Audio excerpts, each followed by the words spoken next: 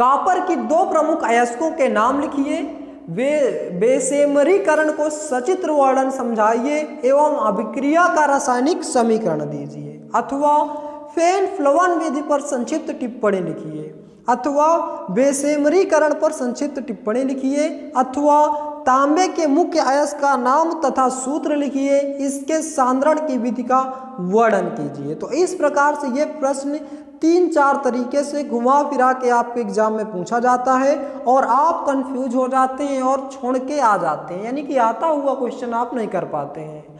तो क्वेश्चन को जितने भी क्वेश्चन 2-3 तरीके से पूछे जाते हैं, पहले तो आप सभी उन क्वेश्चनों को 2 से 3 बार रीड करिए, अच्छे से पढ़ लीजिए ताकि क्वेश्चन आपको समझ में आ जाए।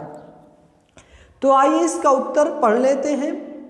तांबे का मुख्य अयस्क कॉपर पायराइट है। कॉपर पायराइट के अतिरिक्त कॉपर में 2 प्रमुख अयस्क कॉपर ग्लांस तथा क्यूप्राइट कॉपर के 2 प्रमुख अयस्क पाए जाते हैं। पहला अयस्क का सांद्रण, सल्फाइड अयस्क का सांद्रण फेन फ्लोवन विधि द्वारा किया जाता है। बारीक पीसे सल्फाइड अयस्क को जल से भरे हुए एक टैंक में डाल दिया जाता है और उसमें थोड़ा चील का तेल और पोटेशियम एथिल जेंथेट मिलाकर वायु की तेज धारा प्रवाहित की जाती है और सल्फाइड अयस्क के कण तेल में भीगकर द्रव की सतह पर फेन के रूप में एकत्र हो जाते हैं और अशुद्धियां टैंक की पेंदी में बैठ जाती है। सांद्रित अयस्क को अलग कर लेते हैं। आप देख सकते हैं फिगर में कैसे फेन फ्लोवन विधि का चित्र दिया है। इसमें क्या करते हैं, पहले चीड़ का तेल डालते हैं और फिर जल की मात्रा डालते हैं, फिर कुछ अयस्क, और इसमें वायु प्रवेश किया जाता है तेजी से, और इसमें क्या होता है फेन के रूप में ऊपर मतलब फेन आ जाता है और नीचे क्या होता है इसमें अशुद्धियां बैठ जाती हैं। दूसरा सांद्रित अयस्क का भर्जन, कॉपर पायराइट के सांद्रित अयस्क को परावर्तनी भट्ठी में रखकर कम ताप तथा नियंत्रित वायु की उपस्थिति में इतना गर्म किया जाता है कि वह बिना पिघले ऑक्सीकृत हो जाए। इस प्रकार सांद्रित अयस्क का वर्जन हो जाता है और अयस्क में उपस्थिति सल्फर और आर्सेनिक तथा एंटीमनी के रूप अपद्रव्य ऑक्सीकृत होकर अपनी ऑक्साइड बनाते हैं जो वाष्प के रूप में अलग हो जाते हैं। तो ये रहा हमारा परावर्तनी भट्ठी।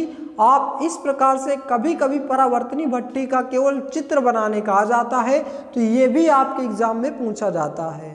परावर्तनी भट्ठी हो गया और ये क्या बोलते हैं फेन फ्लोवन विधि हो गया। ये दोनों चित्र भी केवल पूछे जा सकते हैं एग्जाम में। नेक्स्ट पॉइंट है बेसेमरीकरण।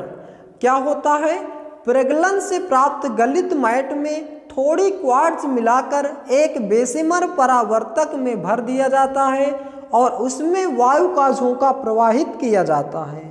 गलित मैट और क्वार्ट्ज के मिश्रण के वायु का झोंका प्रवाहित करने पर निम्नलिखित अभिक्रिया होती है। पहला, मैट में उपस्थित फेरस सल्फाइड फेरस ऑक्साइड में परिवर्तित हो जाता है, जैसे 2FeS plus 3O2 dash 2FeO plus 2SO2। तो आप इसमें क्या पा रहे हैं कि मैट में उपस्थित फेरस सल्फाइड फेरस ऑक्साइड के रूप में परावर्तित हो जाता है। दूसरा, सिलिका से सहयोग करके आयरन सिलिकेट बनाता है जो धातुमल कहलाता है और यह हल्का होने के कारण ऊपर आ जाता है। तो FeO plus SiO2 plus FeSiO3। तो इस